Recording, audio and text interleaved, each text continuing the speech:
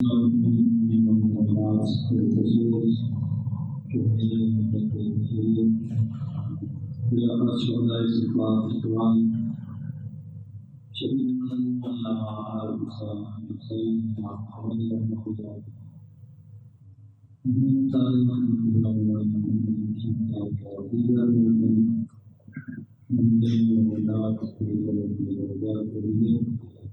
بسم الله الرحمن الرحيم الحمد لله رب العالمين الرحمن الرحيم مالك يوم الدين إياك نعبد وإياك نستعين اهدنا الصراط المستقيم صراط الذين أنعمت عليهم غير المغضوب عليهم ولا الضالين بسم الله الرحمن الرحيم قل هو الله أحد الله الصمد لم يلد ولم يكن له كفوا أحد بسم الله الرحمن الرحيم قل هو الله احد الله الصمد لم يلد ولم يولد ولم يكن له كفوا احد بسم الله الرحمن الرحيم قل هو الله احد الله الصمد لم يلد ولم يولد ولم يكن له كفوا احد الله الكريم صلى الله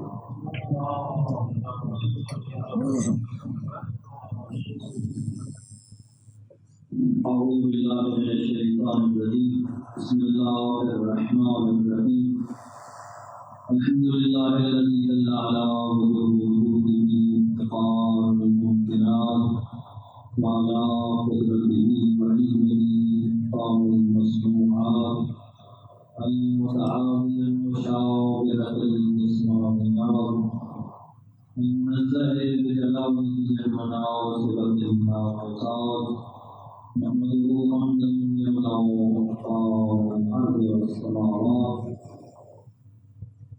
والصلاة والسلام على نبيه صاحب الآيات والبينات سيدنا ومولانا أبي القاسم محمد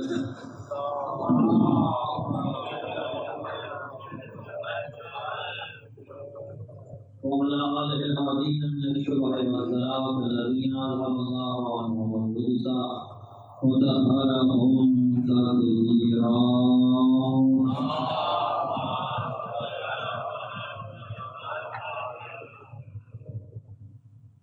ورحمة المحبين والموالين واللعنة على أعدائهم من يوم عداوتهم إلى يوم الدين ومن يوم الدين إلى أبد الآبدين أما بعد فقد قال الله تعالى في كتابه المجيد بسم الله الرحمن الرحيم ذلك ومن يعظم شعائر الله فإنها من تقوى القلوب صلى الله عليه وسلم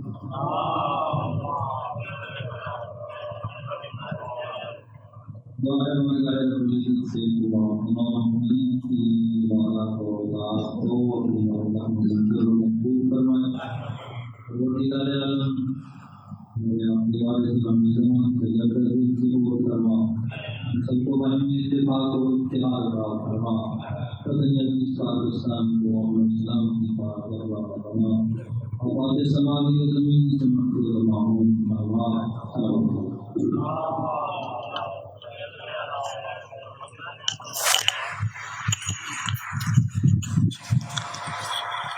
کوئی بھی مذہب ہو یا کوئی بھی دین ہو،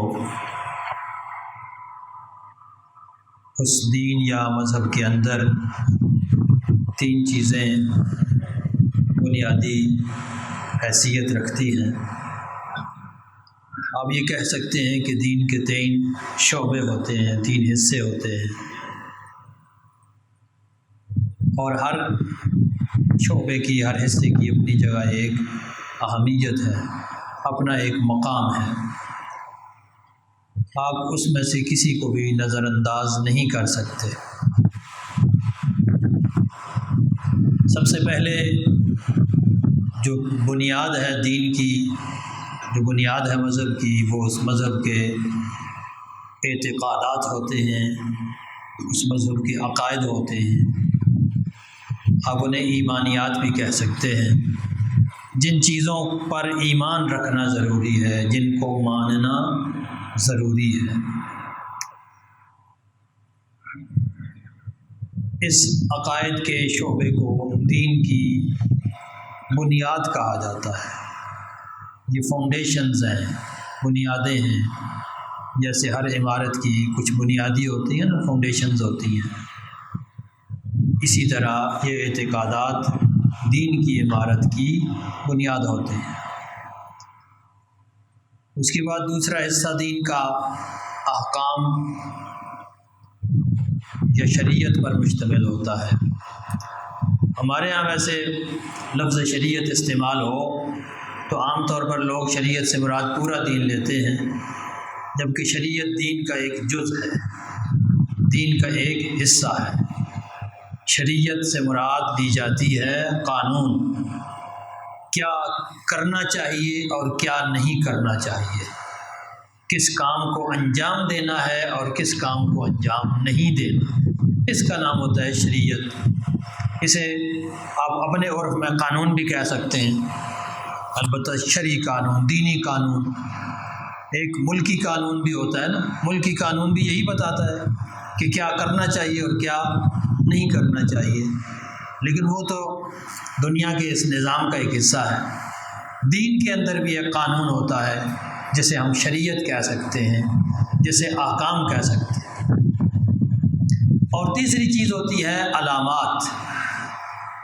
دین کے لیے کچھ علامتیں مقرر ہوتی ہیں، کچھ نشانیاں ہوتی ہیں جن کے ذریعے سے اس دین کی پہچان ہوتی ہے۔ مذہب اور دین کی پہچان ان نشانیوں سے ہوتی ہے۔ موجودہ زمانے میں مجھے ایسا لگتا ہے، مجھے ایسا محسوس ہوتا ہے کہ موجودہ دور کے لوگوں نے دین کے اعتقادات اور دین کے احکام کی اہمیت کو تو سمجھ لیا ہے اور اس پہ زور دیا بھی جاتا ہے، لیکن بعض اوقات یہ دیکھا گیا ہے، سب کی بات نہیں کر رہا، بعض اوقات یہ دیکھا گیا ہے کہ بعض لوگ تیسرے حصے یعنی علامات کو نظر انداز کر دیتے ہیں۔ نہ صرف نظر انداز کرتے ہیں بلکہ بہت سے لوگ ایسے بھی اس زمانے میں موجود ہیں جو ان علامات کو دین سے نکال دینا چاہتے ہیں، حذف کر دینا چاہتے ہیں۔ ان کا خیال یہ ہے کہ بس دین میں کچھ چیزیں مان لو اور کچھ چیزوں پر عمل کر لو، بس یہی کافی ہے، حالانکہ ہر دین کے اندر کچھ علامتیں ہوتی ہیں۔ تو اگر ہر دین میں یہ تین چیزیں ہیں تو پھر دین اسلام میں بھی اسی طرح صورتحال یقیناً ہے کہ دین اسلام جو کامل ترین اور مکمل ترین دین ہے، یہ کیسے ممکن ہے کہ اس میں یہ تینوں حصے نہ ہوں، یہ تینوں چیزیں نہ ہوں۔ دین اسلام میں بھی کچھ چیزیں ہیں جو فاؤنڈیشنز ہیں، جو بنیادیں ہیں، اللہ کو ایک ماننا، اس کو خالق قادر ماننا، اس کو عالم ماننا، اس کو صادق ماننا، یہ دین کی فاؤنڈیشنز ہیں کہ خدا کو پہلے ایک مانا جائے، پھر اس بات کو بھی تسلیم کیا جائے کہ نہ صرف یہ کہ وہ خدا ایک ہے بلکہ وہ اپنی مخلوقات سے بھی کنسرن رکھتا ہے، یعنی ایسا نہیں ہے کہ وہ اپنی مخلوقات سے بے فکر ہو، اس کو پرواہ ہی نہ ہو، کائنات کو بنا کے وہ فارغ ہو گیا ہو۔ اگر کسی کا عقیدہ یہ ہو کہ خدا کائنات کو بنانے کے بعد ایک سائڈ پہ ہو گیا ہے، اب اسے کائنات کی فکر ہی نہیں ہے، تو ظاہر ہے وہ پہلا قدم صرف اس نے اٹھایا، اگلا قدم نہیں اٹھایا۔ اس کے لیے پھر نبوت کو تسلیم کرنا مشکل کیا ناممکن ہوگا۔ بھئی نبی کون ہوتا ہے؟ جو عالم غیب سے رابطہ رکھتا ہے، خداوند متعال سے رابطہ رکھتا ہے اور اس رابطے کو جو کچھ وہاں سے حاصل کرتا ہے اس کو پھر عام لوگوں کے لیے بیان بھی کرتا ہے۔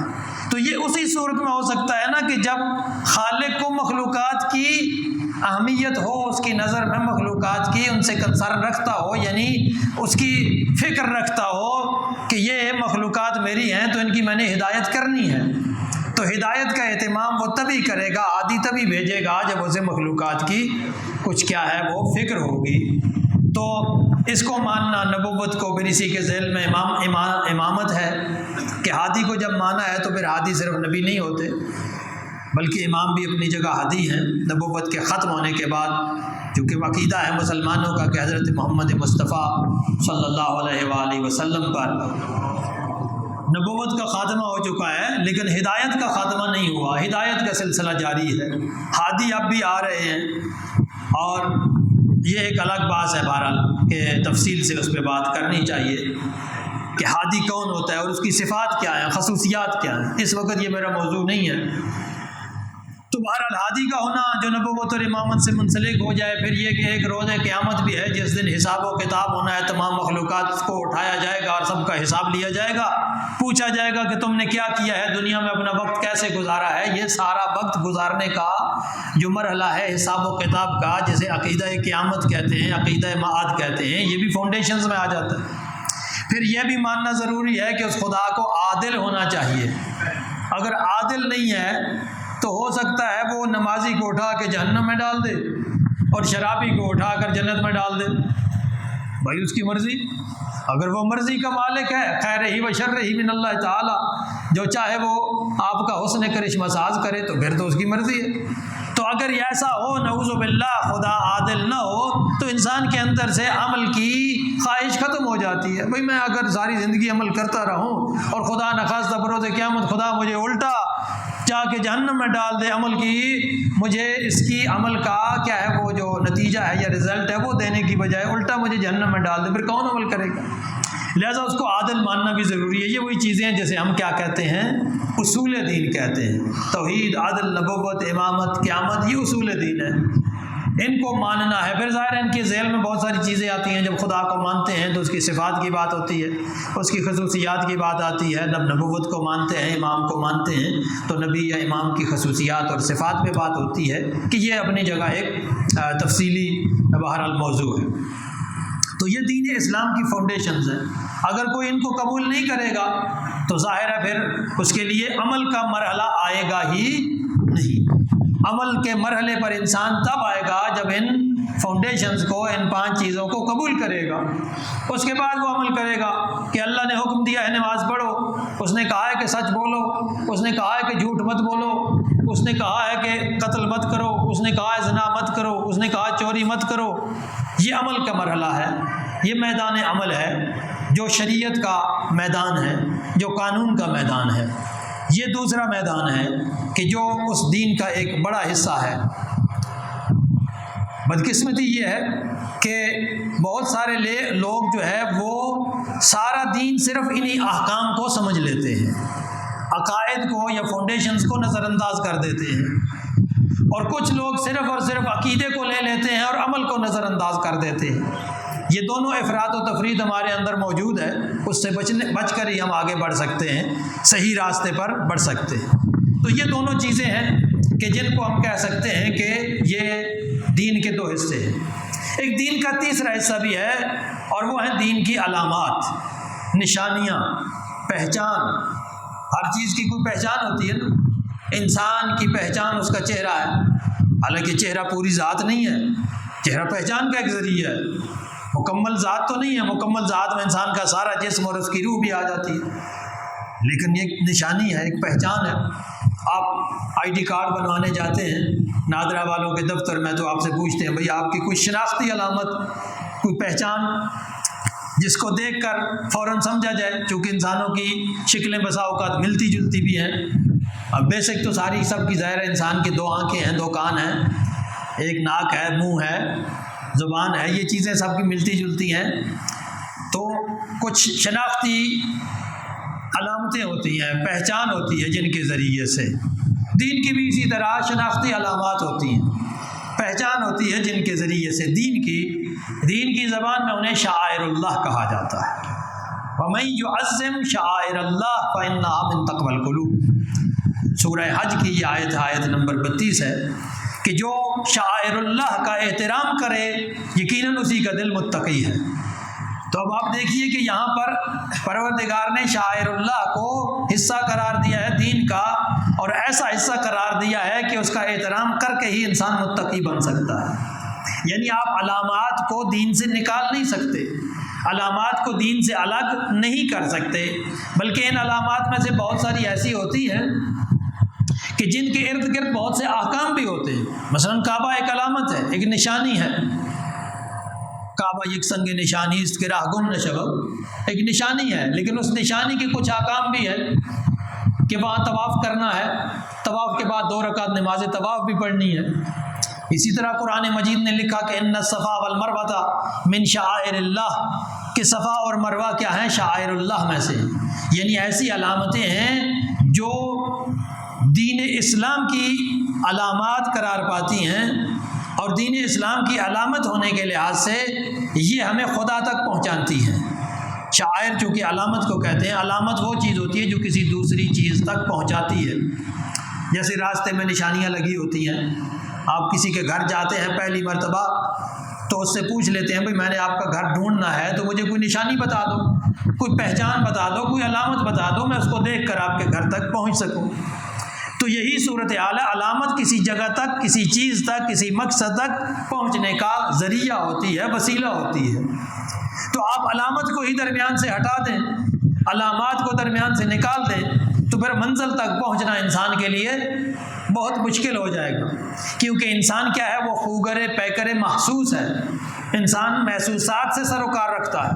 خداوند متعال غیب الغیوب ہے، براہ راست تو انسان نہ اس کو دیکھ سکتا ہے، نہ سن سکتا ہے، حواس میں وہ آ ہی نہیں سکتا۔ حواس کیا، وہ تو عقل میں بھی اس کی ذات نہیں آ سکتی، عقل بھی اتنا ادراک کر سکتی ہے کہ بس وہ ہے، اس کی خصوصیات، اس کی ذات، کنہ ذات، اس کی حقیقت ذات، یہ تو عقل کے ادراک میں بھی نہیں آ سکتی۔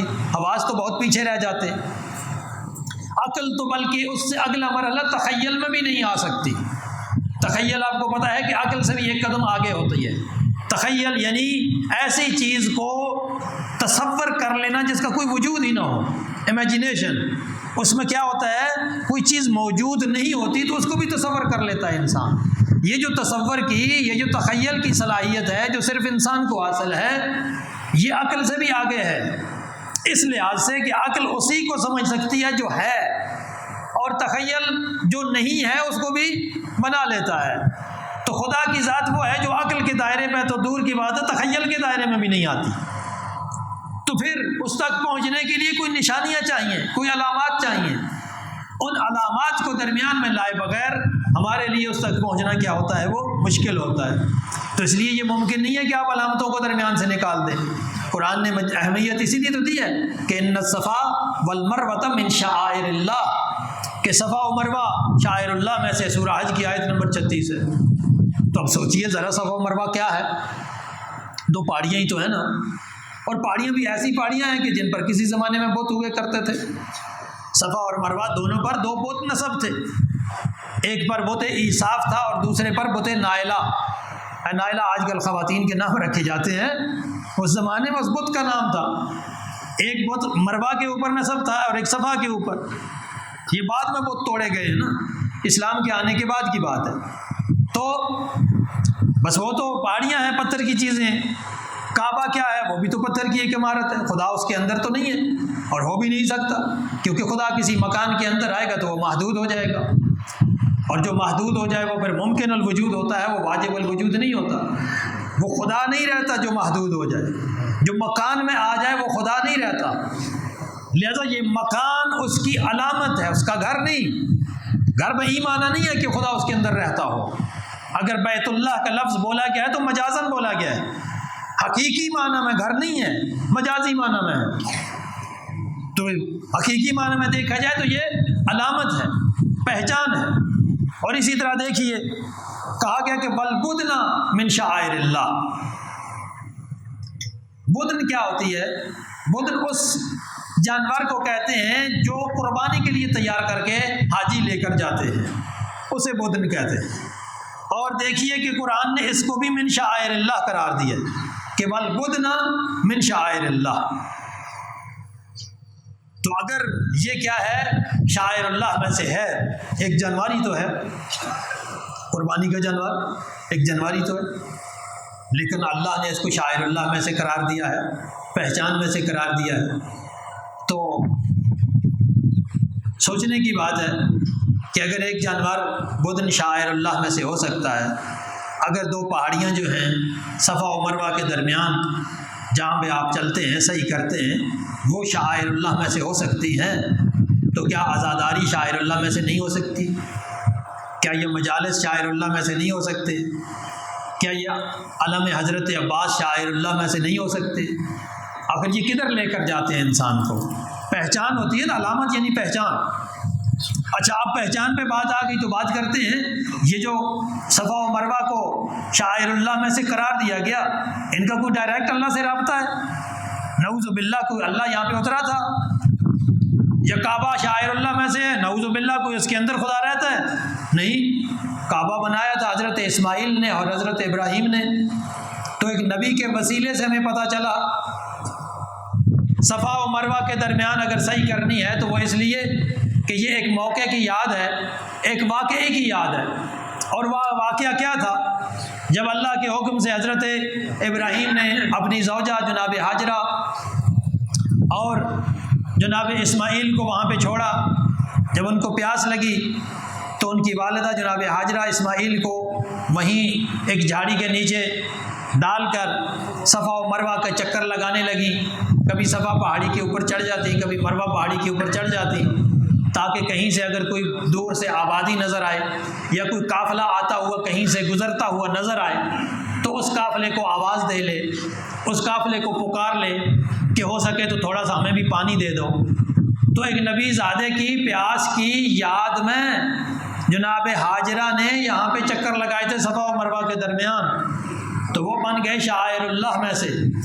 تو اس کا مطلب یہ ہوا، ہمیں یہ سمجھ لینا چاہیے کہ شاعر اللہ وہ ہوتے ہیں جن کا تعلق یا نبی سے ہوتا ہے یا نبی زادوں سے ہوتا ہے، جن کا تعلق خدا کے ہادیان برحق سے ہوتا ہے، وہی چیز شاعر اللہ میں سے ہوتی ہے۔ اور جب ہم جلوس نکالتے ہیں تو کس کی یاد میں نکالتے ہیں؟ یہ بھی ان پیاسوں کی یاد میں نکالتے ہیں جو کربلا کے میدان میں 3 دن پیاسے رہے، اور ان کا رشتہ کیا تھا؟ نبی سے، نبی کے نواسے تھے، ہادی برحق تھے، امام معصوم تھے۔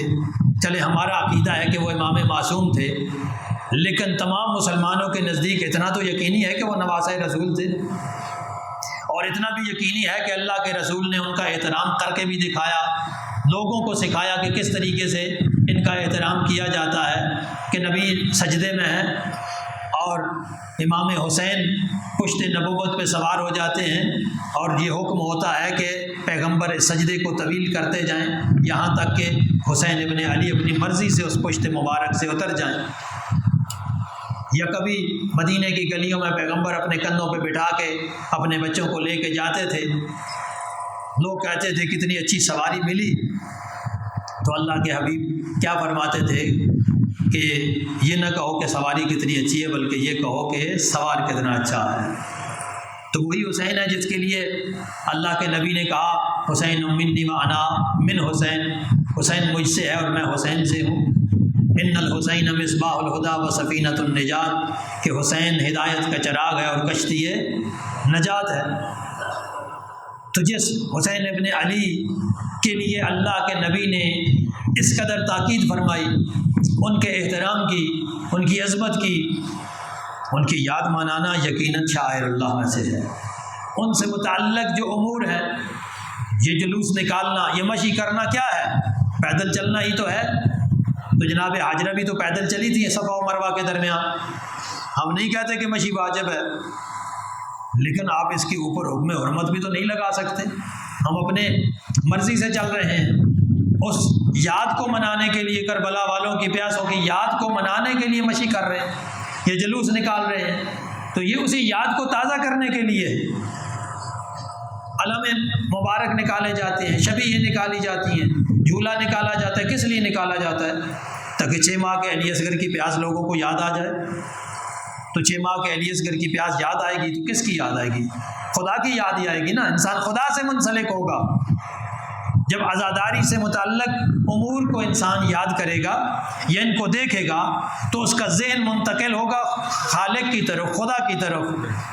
تو جب خدا کی طرف منتقل ہو تو پھر یقینی بات ہے کہ ایسی چیزیں جن کو دیکھ کر انسان اللہ کی طرف منتقل ہو یا اس کے ہادیان برحق کی طرف اس کا ذہن منتقل ہو، وہ یقینی طور پر شعائر اللہ میں سے ہوتی ہیں۔ تو جب بدن کو، ایک جانور کو شعائر اللہ میں سے قرار دیا گیا، تو جب شیعہ حضرات ذوالجناح کا جلوس لے کر باہر نکلتے ہیں تو فتوے لگانا شروع کر دیے جاتے ہیں، یہ ذوالجناح کا جلوس کیوں نکال دیا گیا؟ سب سے زیادہ حساسیت ذوالجناح پر ہوتی ہے کہ ذوالجناح کا جلوس نہیں ہونا چاہیے، باقی سب کچھ ہو جائے، ذوالجناح کا جلوس نہ ہو جائے۔ بھائی اس ذوالجناح کو دیکھ کر یاد کس کی آئے گی؟ صرف یہ دیکھنا، اگر آپ نے پہچان کرنی ہے کہ یہ کس کے شعائر میں سے ہے، کس مذہب کے، کس دین کے شاعر میں سے ہے، تو بس یہ دیکھ لیں کہ ذوالجناح کو دیکھیں گے تو یاد کس کی آئے گی؟ یقینی بات ہے کہ یاد آئے گی حسین ابن علی کی۔ حسین ابن علی کون ہے؟ نواسہ رسول ہیں۔ حسین ابن علی کون ہے؟ کیا ہے وہ؟ ہدایت کا چراغ اور کشتی نجات ہے۔ تو جب ان کو دیکھیں گے، ان کو یاد کریں گے تو اللہ کے حبیب کی یاد آئے گی نا۔ تو اللہ کے حبیب کی یاد آئے گی تو پھر انسان خدا کی طرف منتقل ہوگا یا شیطان کی طرف؟ یقینی بات ہے کہ اس کے ذہن میں خدا آئے گا، شیطان نہیں آئے گا۔ تو جن چیزوں کو دیکھ کر انسان خدا کی طرف منتقل ہوتا ہے اسی کو تو شاعر اللہ میں سے کہا جاتا ہے۔ اور قرآن کہہ رہا ہے وَمَن يُعَظِّمْ شَعَائِرَ اللَّهِ، سورہ بقرہ میں آیت نمبر غالباً 158 ہے۔ وَمَن يُعَظِّمْ شَعَائِرَ اللَّهِ فَإِنَّهَا مِن تَقْوَى الْقُلُوبِ، جو شاعر اللہ کا احترام کرے وہ اسی کا دل متقی ہے۔ اور یہاں صورتحال یہ ہے اہل اسلام کی کہ شاعر اللہ کا جلوس نکلتا ہے، علم مبارک کا جلوس لے کر نکلے، رکاوٹ ڈال دی جاتی ہے، جی یہ ہمارے مذہب کے خلاف ہے۔ بھائی کیوں آپ کے مذہب کے خلاف ہے؟ بھائی اس پہ نعوذ باللہ کوئی گالیاں لکھی ہوئی ہیں، کوئی کسی کے لیے برے الفاظ لکھے ہوئے ہیں، کوئی کسی اور مذہب کا نام لکھا ہوا ہے، اس پہ نام تو لکھا ہی کربلا والوں کا ہی ہے، اس پہ جو نام لکھا ہے حضرت عباس علمدار کا نام لکھا ہے، اس پہ اہل بیت اطہار کا نام لکھا ہوتا ہے، تو علم کو دیکھ کر انسان کا ذہن کدھر جاتا ہے؟ اہل بیت نبوی کی طرف جاتا ہے۔ ذوالجناح کا جلوس نکالا جاتا ہے تو انسان کا ذہن کہاں منتقل ہوتا ہے؟ اہل بیت نبوی کی طرف، ان کے اوپر ڈھائے جانے والے مصائب کی طرف انسان کا ذہن جاتا ہے، کربلا کے واقعات کا سارا نقشہ انسان کے ذہن میں آتا ہے۔ تو اس کا مطلب یہ ہے کہ یہ وہ شاعر اللہ ہیں کہ جن کا احترام کرنا انسان کے لیے متقی ہونے کی نشانی ہے۔ یہ نہیں ہے کہ اس کے راستے میں روڑے اٹکائے جائیں، یہ نہیں ہے کہ اس کے راستے کو روکا جائے یا اس کو بند کیا جائے۔ اگر یہی نقطہ اہل اسلام سمجھ لیں تو میرا خیال ہے کہ بہت سارے جھگڑے ختم ہو جائیں گے، کہ جھگڑا یہاں پر کسی مذہب کا مذہب سے نہیں ہے، مسلک کا مسلک سے نہیں ہے۔ صلوات پڑھ لیں۔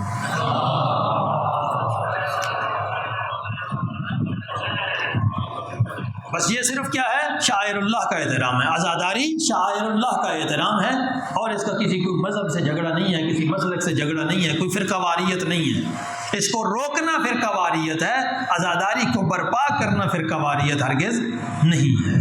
تو یہی عمل کیا یقیناً اہلیان چکوال خراج تحسین کے مستحق ہیں کہ بڑے ہی نظم و ضبط کے ساتھ، بڑے خوبصورت طریقے سے، بڑے منظم طریقے سے 18 صفر کو چکوال سے لے کر بکھاری تک، شبیہ زری تک، اور وہاں تلہ گنگ سے لے کر چکوال تک جن لاکھوں لوگوں نے یہ اپنے پاؤں سے پاپیادہ سفر کیا، یقیناً وہ خداوند متعال کے ہاں ماجور و مصاب ہیں، یعنی ان کا اجر محفوظ ہے یقیناً خداوند متعال کے ہاں۔ اور یہی توقع بھی ہے کہ یہ پہلے سے زیادہ اس کو منظم طریقے سے کرنا چاہیے۔ اس کو جمگٹا بنانے کی بجائے جتنا منظم ہو اتنا ہی بہتر ہے۔ سڑک کے ایک طرف چلنا، منظم طریقے سے چلنا، ساؤنڈ کا استعمال نہ کیا جائے، ایسی چیزوں کا استعمال نہ کیا جائے جس سے وائلیشن ہوتی ہے، تو یقیناً یہ زیادہ پائیدار رہے گی، پابرجا رہے گی۔ وہاں ایک بات آخری گزارش کرنا چاہتا ہوں، یقیناً یہ نمائندہ اجتماع ہے، یہاں سے پیغام دوسرے مومنین تک بھی پہنچنے چاہیے کہ جہاں بہت ساری چیزوں کا خیال رکھا گیا وہیں صفائی کا بھی خصوصی خیال رکھنا چاہیے۔ جو لوگ مشی میں شریک ہوتے ہیں، جو چیزیں کھاتے پیتے ہیں، تو چھلکے پھلوں کے چھلکے راستے میں نہ پھینکیں، یا کوئی چیز کھاتے ہیں تو جو اشیاء استعمال کرتے ہیں ان کے ریپر راستے میں نہ پھینکیں۔ یہ باعث اذیت ہے دوسرے لوگوں کے لیے، بلکہ جو مشی میں آ رہے ہیں مومنین ان کے لیے بھی باعث اذیت بنتا ہے۔ بہت سارے لوگ یہ کام کر بھی رہے تھے۔ میں نے اس دن 18 صفر کو انٹرچینج پہ ایک نوجوان کو دیکھا، چھوٹی سی بچی اس کے ساتھ تھی، تو وہ کیا کر رہے ہیں، شاپر اس نے اٹھایا ہوا ہے اور وہ اس میں اٹھا کے ٹیشو پیپر، ریپر، پھلوں کے چھلکے، جو کچھ اسے ملتے ہیں وہ اٹھا کے اس میں ڈال رہا ہے۔ یقیناً ایسا عمل خداوند متعال کے نزدیک باعث اجر و ثواب ہے۔ کتنا بڑا کام ہے کہ جس کام کی طرف بہت سارے لوگ متوجہ ہی نہیں، وہ ایک نوجوان یہ اکیلا کر رہا تھا، اور بھی بہت سارے لوگ ہوں گے۔ ہمیں بھی اپنے اندر یہ جذبہ پیدا کرنا چاہیے تاکہ ہمارا یہ کام زیادہ منظم طریقے سے ہو سکے، زیادہ بہتر طریقے سے ہو سکے۔ صفائی انسان کی قوم کی پہچان ہوتی ہے کہ اس کی قوم کتنی منظم ہے، کتنی نظم و ضبط کا خیال رکھتی ہے اور کتنی صفائی کا خیال رکھتی ہے۔ خداوند متعال سے یہ دعا ہے کہ خدا ہمیں شاعر اللہ کے احترام کی توفیق دے اور ان شاعر اللہ کو منظم طریقے سے منانے کی توفیق عطا فرمائے۔ السلام علیکم۔